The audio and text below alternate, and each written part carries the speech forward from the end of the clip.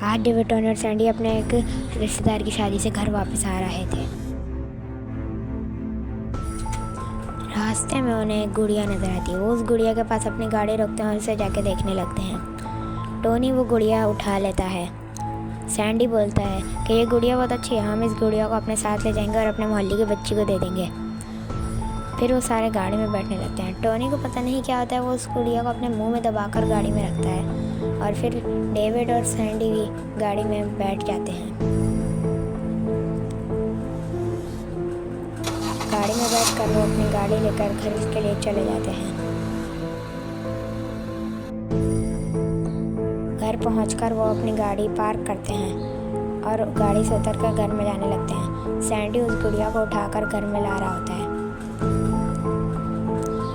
David और Tony सोने के लिए रूम में चले जाते हैं और सैंडी उस गुड़िया को ऐसे स्टाइलिश तरीके में फेंकता है कि वो गुड़िया गुलाटी मारते हुए ज़मीन पर टकराकर टेबल पर जाके गिरती है और सैंडी भी सोने के लिए चला जाता है।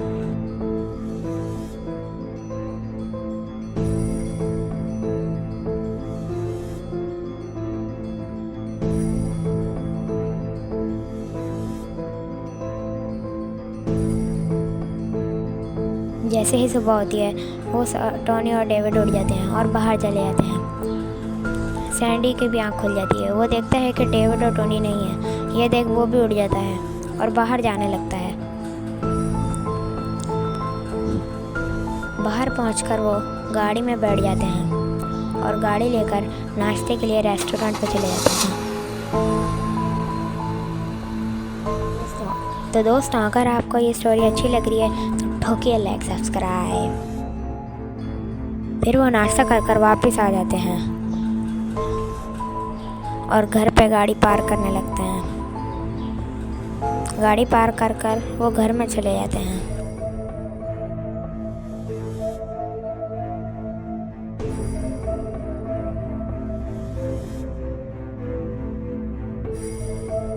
घर में जाकर वो टीवी देखने लगते हैं।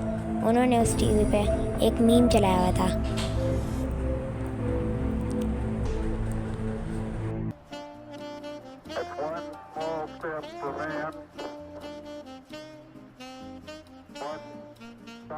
माम, एक दिन मैं भी चांद पर जाऊंगा।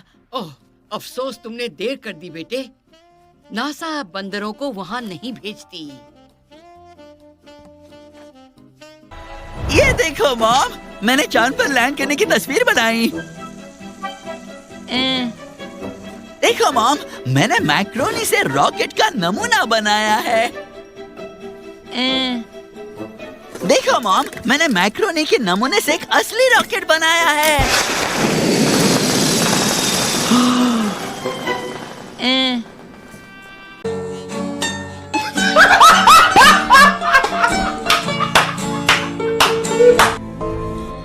देखते ही देखते रात हो जाती है। रात को सैंडी की आँख खुलती है और वो बाथरूम चला जाता है। तभी टोनी को उसके मोबाइल पे कॉल आता है। उस कॉल की टोन से डेविड और टोनी की नींद खराब हो जाती है। टोनी उठता है और मोबाइल उठाकर बाहर चले जाता है। कॉल रिसीव करके बात करने लगता है, लेकिन डेविड की नींद भी ख़राब हो चुकी है। वो भी बाहर जाता है और देखता है कि बाथरूम की लाइट खुली और गेट भी। वो जैसे अंदर जाता है वो हैरान हो जाता है क्योंकि वहाँ सैंडी के पेट से खून निकल रहा था और वो बेहोश होता है। वो उसको उठाकर जल्दी से बाहर जाता है और गाड़ी में फेंकता है और फिर वो हॉस्पिटल के लिए चले जाते हैं।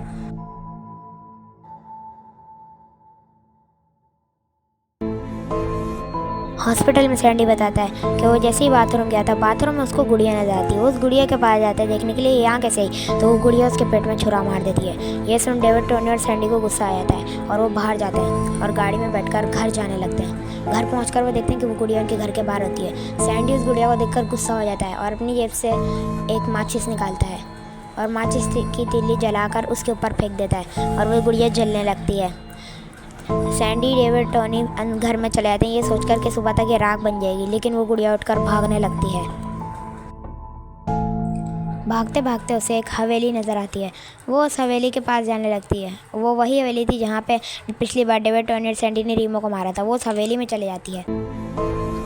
उस हवेली में रीमो की लाश पड़ी होती है। वो उस रीमो को जिंदा कर देती है पर सर कटे पे और उसको चेनसॉ देती है। तभी रीमो को उसकी पुरानी यादें याद आने लगती हैं कि कैसे डेविड टर्नर सैंडी को वो मारना चाहता था, लेकिन डेविड टर्नर सैंडी उससे भाग जाते हैं। लेकिन फिर वो उसका भाई उसको हवेली में ले आता है, लेकिन वो फिर रीमो और उसके भाई को मार देते हैं।